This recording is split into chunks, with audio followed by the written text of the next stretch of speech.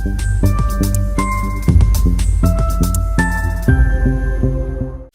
Guys, my name is Havan Mukesh Belani. Welcome to the investment academy. आज हम discuss करने वाले हैं एमटार टेक्नोलॉजीज़ के बारे में।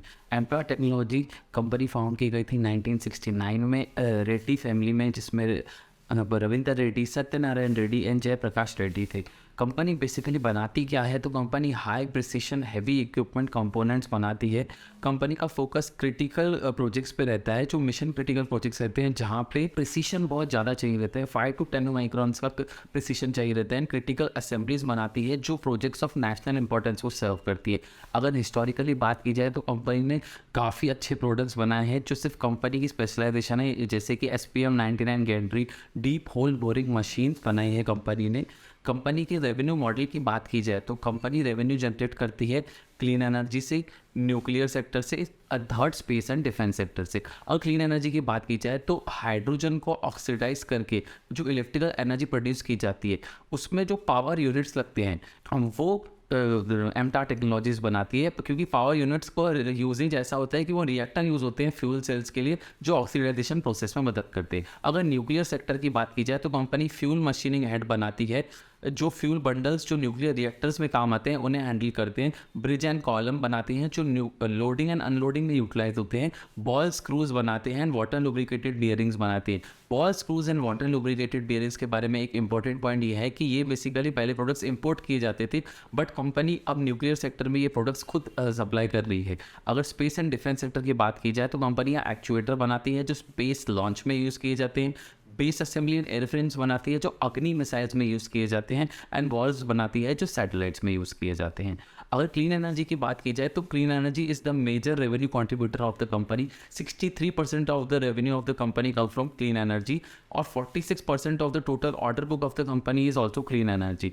अगर क्लीन एनर्जी की बात की जाए तो ब्लू एनर्जी ये बहुत सबसे बड़ा क्लाइंट है, जो 97% ऑफ द क्लीन एनर्जी से जो रेवेन्यू आता है उसमें कंट्रीब्यूट करता है। एमटार उनके लिए पावर यूनिट्स मैन्युफैक्चर करता है, हॉट बॉक्सेस मैन्युफैक्चर करता है, prototypes of hydrogen boxes manufacture करके उन्हें सप्लाई करता है। एमटार ने ब्लू एनर्जी के साथ ही साथ Voith, hydro, G energy, Enercon and Hitachi के साथ भी टाइप्स इस्टेब्लिश किए हैं, बट वहाँ से अभी कंपनी को एक साइजेबल शेयर ऑफ रेवेन्यू नहीं आता है। मेजर रेवेन्यू ब्लू एनर्जी से ही आता है। अगर न्यूक्लियर एनर्जी की बात की जाए तो company currently 14% revenue nuclear energy से जनरेट करती है and 25% of the current order book is from nuclear energy. यहाँ कंपनी मिशन क्रिटिकल कंपोनेंट्स बनाती है, जैसे कि fuel machining head, driving mechanisms, bridge and column, coolant channel assemblies. Company यहाँ पे डिपार्टमेंट ऑफ एटॉमिक एनर्जी को सप्लाई करती है एंड कंपनी के बहुत अच्छे रिलेशंस हैं nuclear power corporation of India के साथ भी। ये कंपनी की ओल्डेस्ट बिजनेस सेगमेंट है। कंपनी यहाँ पे बॉल स्क्रूज भी सप्लाई करती है, जैसा कि हमने पहले डिस्कस किया। अगर स्पेस एंड डिफेंस की बात की जाए तो यहाँ से कंपनी 18% रेवेन्यू जनरेट करती है and 28% of the companies current order book comes for space and defence. यहाँ पे company liquid propulsion rocket engines बनाती है, साइरोजेनिक इंजन्स बनाती है, बेस शाउट बनाती है। अगर एमटार की हिस्टोरिकली बात की जाए तो एमटार ने एक इंपॉर्टेंट रोल प्ले किया था। एमटार ने अपने प्रोडक्ट सप्लाई किए थे Mangalyaan mission and Chandrayaan 2 mission में।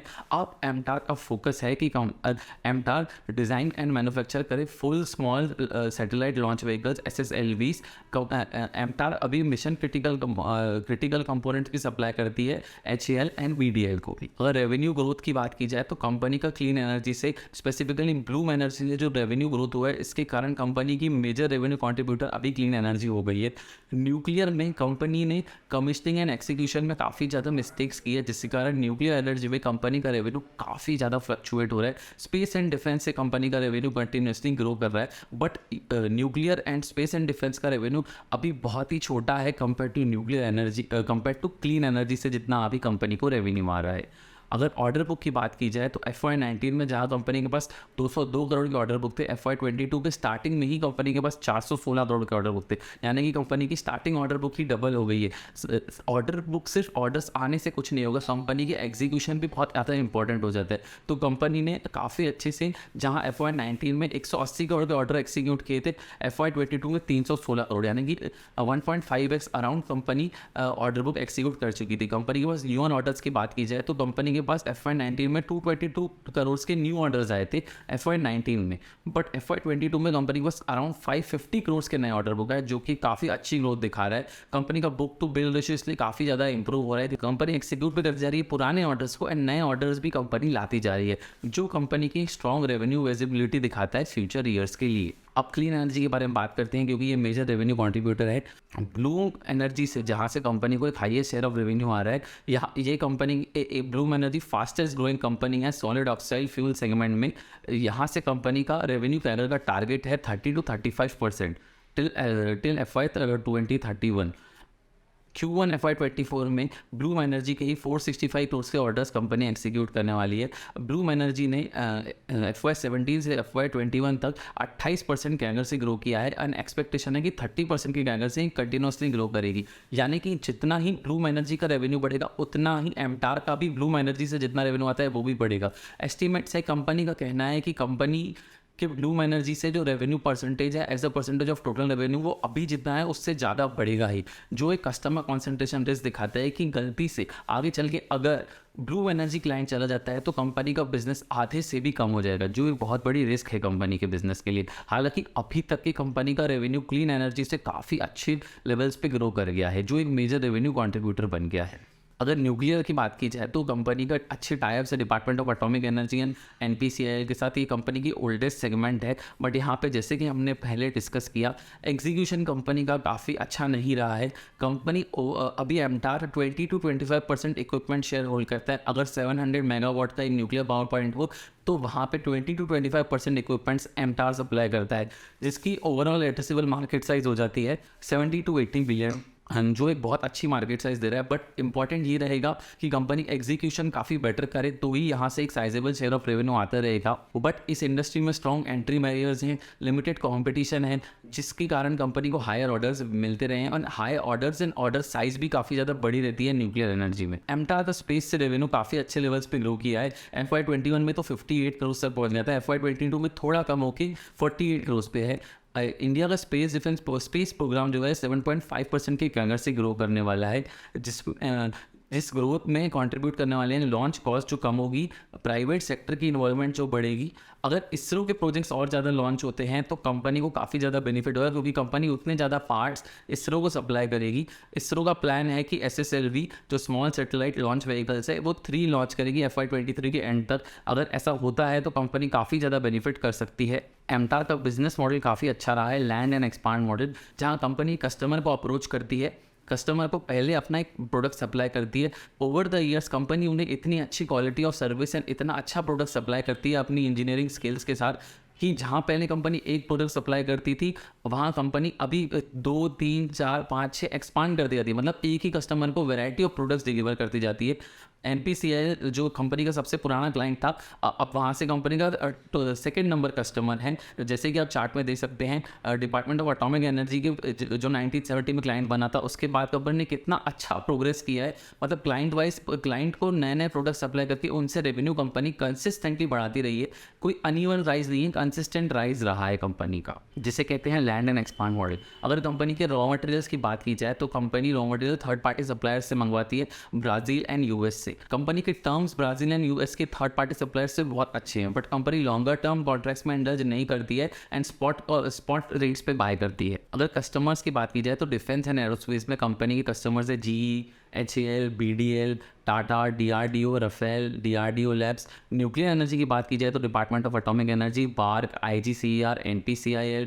क्लीन एनर्जी में तो पहले ही जैसे हम डिस्कस कर चुके हैं, ब्लूम एनर्जी जो मेजर रेवेन्यू कंट्रीब्यूटर है, एंड्रेड्स, GE, Hitachi, Voith hydro, space में इसरो है, SCC है, LPSC है, मरीन ऑयल एंड एनर्जी में कॉन्ग्सबर्ग है, एंड अदर्स में बालाजी अमाइंस एंड WAM है। अगर ऑर्डर बुक की बात की जाए तो कंपनी जितने ऑर्डर्स अर्न किए हैं, तो देखा जाए तो FY22 में कंपनी ने जितने ऑर्डर्स अर्न किए थे, Q2 FY23 में ही ऑलमोस्ट उतने ऑर्डर्स कंपनी अर्न कर चुके हैं। यानी कि ये ईयर ऑर्डर अर्न करने के हिसाब से काफ़ी अच्छा रहने वाला है। अब एग्जीक्यूशन यहाँ एक इंपॉर्टेंट रोल प्ले करेगा कि कंपनी कितना अच्छा एग्जीक्यूट करती है, कि कंपनी के ऑर्डर और जो अर्न किए कंपनी वो रेवेन्यू में कितने कन्वर्ट होते हैं। अगर ओवरऑल रेवेन्यू ग्रोथ की बात की जाए तो कंसिस्टेंटली कंपनी की रेवेन्यू ग्रोथ काफ़ी अच्छी रही है। FY16 में जो 160 करोड़ पे थी, अभी ऑलमोस्ट 322 करोड़, यानी डबल कर लिया है कंपनी ने 4 साल में अपने टॉप लाइन को, जो बहुत अच्छा है। कंपनी ने 55 to 60% का ग्रोथ गाइडेंस भी दिया हुआ है, जो एक काफ़ी बड़ा ग्रोथ गाइडेंस है। बट कंपनी के लिए नेट वर्किंग कैपिटल साइकिल एक बहुत बड़ा इशू रहा है, क्योंकि कंपनी के जो क्लीन एनर्जी के कॉन्ट्रैक्ट्स होते हैं वो 3 to 6 मंथ्स में एक्सिक्यूट होते हैं। इसी के कारण कंपनी का क्लीन एनर्जी का रेवेन्यू शेयरिंग भी काफ़ी बढ़ जाती है। But nuclear and space and defence में कंपनी का जो एग्जीक्यूशन पीरियड है वो 24 to 36 मंथ्स है। इसके कारण कंपनी की नेट वर्किंग कैपिटल साइकिल काफ़ी बड़ी हो जाती है, इसीलिए वहाँ से रेवेन्यू रियलाइजेशन भी धीरे होता है, इसीलिए उनका रेवेन्यू कॉन्ट्रीब्यूशन भी अनइवन रहता है एंड साथ ही साथ काफ़ी कम लेवल पर रहता है, क्योंकि एग्जीक्यूशन पीरियड में ज़मीन आसमान का फ़र्क है। कहाँ वो 6 मंथ्स है, कहाँ वो 36 मंथ्स है। अगर डिफेंस से कंपनी के रेवेन्यू की बात की जाए तो अभी तो वो सिंगल डिजिट्स में फ्लैटिश ही है। FY18 में 8 करोड़ था एंड FY22 में 8.1 करोड़ था। H1 में कंपनी ने हालांकि 7 करोड़ का रेवेन्यू अचीव कर दिया है, बट कंपनी ने रूलर स्क्रूज के सैंपल सबमिट किए हैं DRDO को।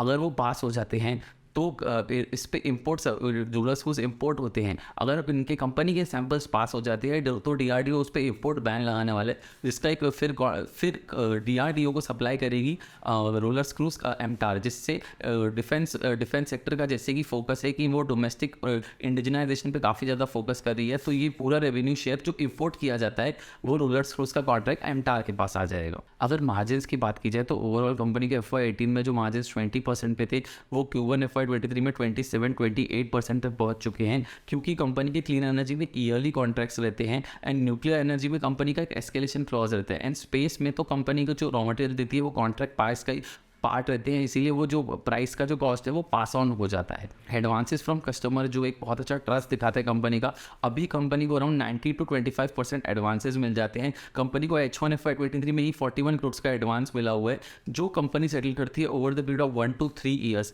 यानी कि कंपनी की एबिलिटीज़ पे क्लाइंट्स को इतना ज़्यादा बिलीव है कि कंपनी अराउंड 90 to 25% पैसे पहले से ही ले लेती है, जो कंपनी की वर्किंग कैपिटल साइकिल को थोड़ा छोटा कर देता है, क्योंकि एग्जीक्यूशन इतना बड़ा है तो इंपॉर्टेंट हो जाता है कि कंपनी की नेट वर्किंग कैपिटल साइकिल छोटी होती जाए, ताकि कंपनी के हाथ में जितना कैश बचेगा कंपनी को उतना ही डेट कम रेस करना पड़ेगा, और जितना कैश बचेगा उतना ही कंपनी केपेक्स में इन्वेस्ट कर सकेगी।